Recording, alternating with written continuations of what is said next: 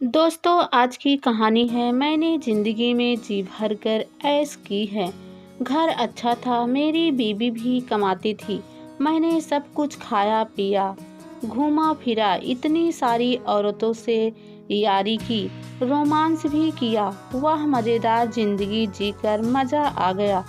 सभी सोचते रहे कि यह आदमी कितना मिलनसार और खुशमिजाज है। चलो इसके पास चलते हैं, कुछ घड़ी बैठकर गप्पे मारते हैं। मैं उन्हें ऐसी बातें बताता जो असल में सच नहीं थी। वह सुनकर खुश हो जाते, ठहाके मारकर हंसते। उनके जाने के बाद मैं उदास हो जाता। एक बलात्कार की सी स्थिति थी मेरे साथ। लगता था मानो इस बलात्कार को मैंने खुद ही अरेंज करवाया है। रोज रोज मैं अपने अंतर्मन के साथ प्लाट ढोंग करता। यह आदत मुझे बचपन से ही थी। लोग बताते हैं कि मेरे पिताजी को भी यही सनक थी, हर एक बात को बढ़ा चढ़ा कर बताना। अगर उनके पास 1000 रुपए हो तो वह लोग को बताते कि उनके पास 10,000 रुपए हैं।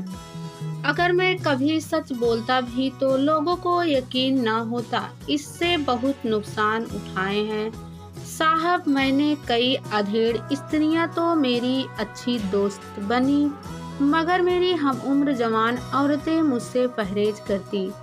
कॉलेज में मुझे अपनी उम्र से बड़ी स्त्रियां भाती थी, जिन्हें हम दोस्त लोग आंटी कहकर मजे लेते थे।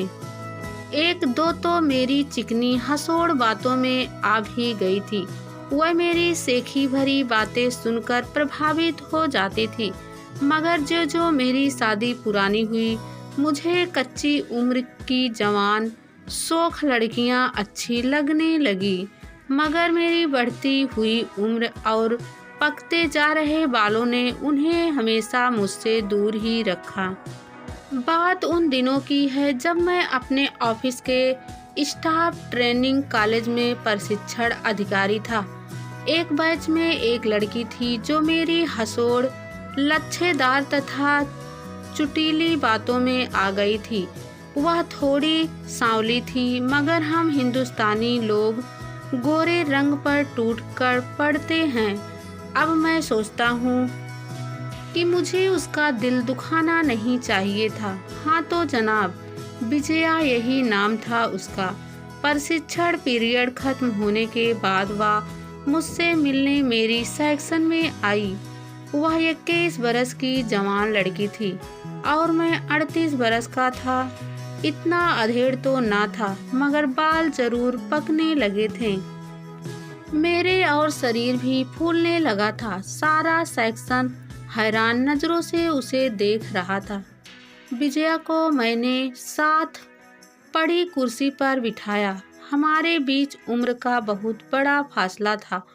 वह कमसिन थी, जवानी की दहलीज पर अभी उसने कदम रखा था, मगर मैं उम्र की सीढ़ियां उतर रहा था। वह उस दिन मजाक के मूड में थी। मेरी नेम प्लेट देखकर बोली, सर आपका नाम तो लड़कियों जैसा है। मैं असंयत हो गया। जवाब में कुछ नहीं सूझा। मैंने बस यही कहा, तुम्हारा नाम भी तो लड़कों जैसा है। वह हंस पड़ी। अपने सेक्शन वालों के सामने मुझे पहली बार बेहद झिझक महसूस हुई। इसलिए नहीं कि वह लड़की थी, बल्कि इसलिए कि वह उम्र में मुझसे बहुत छोटी थी। मेरी बगल वाली सीट पर हमेशा एक औरत बैठी रहती थी, क्योंकि मैं इस बात की कम ही परवाह करता था कि लोग क्या कहेंगे।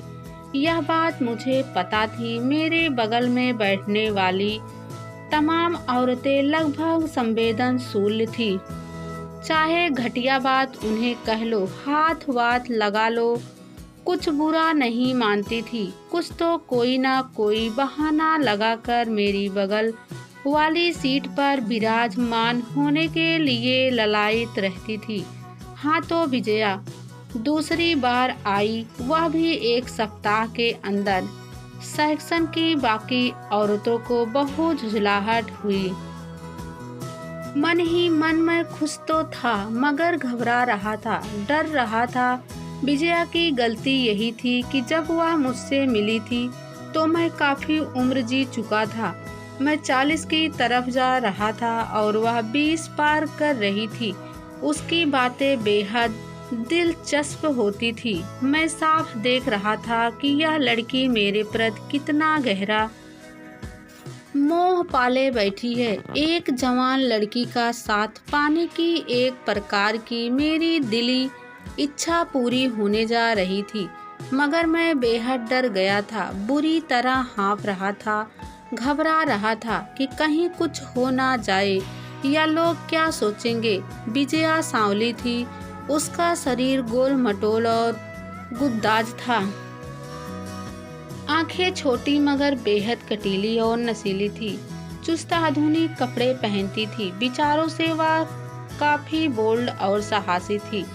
वह एक पहाड़ी नदी की तरह पगली थी, आतुर थी, उसे बह निकलने की बहुत जल्दी थी। उसे कई रास्ते, कई मोड़ पार करने थे। मैं एक सपाट मैदानी नाला था। मैंने काफी कुछ देखा था। इसी झिझक के मारे मैंने कभी उसके सामने बाहर घूमने का प्रस्ताव नहीं रखा। विजया ने कई बार कहा, सर चलिए कहीं चलते हैं, शिमला या मनाली हिल स्टेशन पर मस्ती मारते हैं। चलो बाहर, नहीं तो यहीं अपने शहर के लेक व रॉक गार्डन पर तो चलो।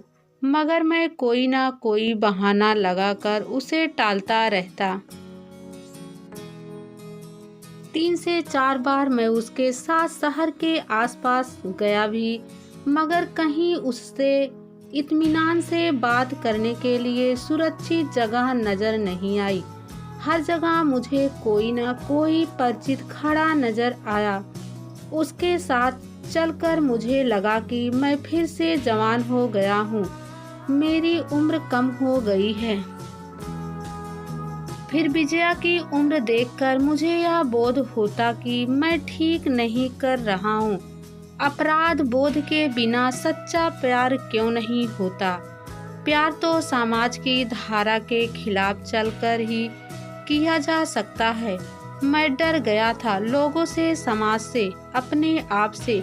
कहीं फंस गया तो मैं विजया के प्यार में फंसना चाहता था, मगर इतना गहरा फंसने का मेरा इरादा नहीं था। मैं तो बस उसे छूकर महसूस करके देखना चाहता था। मगर विजया तो दीवानगी की हद तक पागल थी। मैं कभी सोचता था कि आगे बढ़ूं, तो कभी बिल्कुल पीछे हट जाने की ठान लेता था। उसे कहीं मिलने का समय देकर उससे मिलने नहीं जाता था। फिर मैंने विजया के साथ एक रात किसी होटल में गुजारने की सोची, मगर उससे पहले मैं उसके प्यार की परीक्षा लेना चाहता था कि क्या वह मेरे सामने समर्पण करेगी या वैसे ही कोरी भावुकता में बहकर वह ऐसी बातें करती है। अपने ऑफिस की कई औरतों के साथ मुझे उनके घर पर ही उनके साथ अंतरंग संबंध बना लेने में कोई दिक्कत पेश नहीं आई, मगर विजया के केस में मुझे 1 साल लग गया यह सब सोचने में कि शुरुआत कहाँ से करूं। सच बात तो यह थी कि मैं उसके साथ सिर्फ प्यार का खेल ही खेलना चाहता था, मगर वह दीवानी लड़की अपनी जवानी के आवेगों को रोक नहीं पा रही थी। हर रोज मुझे यही लगता कि वह मेरे सम्मुख समर्पण करने के लिए बेकरार है। एक दिन जी कड़ा करके मैंने शिमला के ग्रैंड होटल में 2 लोगों के लिए एक कमरे की बुकिंग करवा ही दी। वो लोग बस से शिमला जाने का प्लान बना लिए थे, मगर उस सुबह जिस दिन मुझे विजया के साथ निकलना था, उस दिन मेरे मन में पता नहीं कैसे नैतिकता की ओछी सनक सवार हो गई कि इस तरह तो मैं उसका भविष्य खराब कर दूंगा। विजया बस स्टैंड से मोबाइल पर रिंग करती रही। मगर मैं मोबाइल बंद करके अपने रूम में सिर दर्द का बहाना करके पड़ा रहा। अब मेरी बात बहुत लंबी हो चली है। मैं अपनी बात यहीं ख़त्म करता हूँ कि एक मौका जब मैं सच में किसी को दिल की गहराइयों से प्रेम करने लगा था, मैंने जानबूझकर गंवा दिया। विजया को अपमानित किया, उसे बुलाकर मिलने नहीं गया। वह मेरे पास आई तो मैं अधेड़ उम्र की सुरक्षित किस्म की खाँटी व अधेड़ औरतों से बतियाने में मशगूल रहा। मैंने विजया को भूल जाना चाहा। वह बार बार मेरे पास आई तो मैंने जी कड़ा करके उसकी अपेक्षा की। अपने आप को ऐसा दिखाया कि मैं ऑफिस के काम में बुरी तरह मसरूफ हूँ।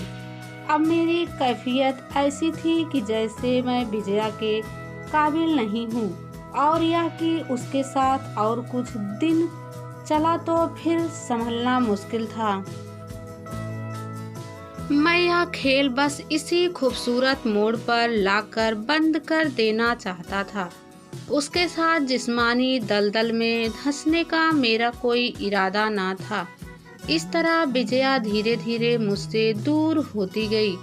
मगर अब इस उम्र में जब मैं 55 के काफ़ी करीब जा रहा हूँ, मुझे उन मधुर क्षणों की याद आती है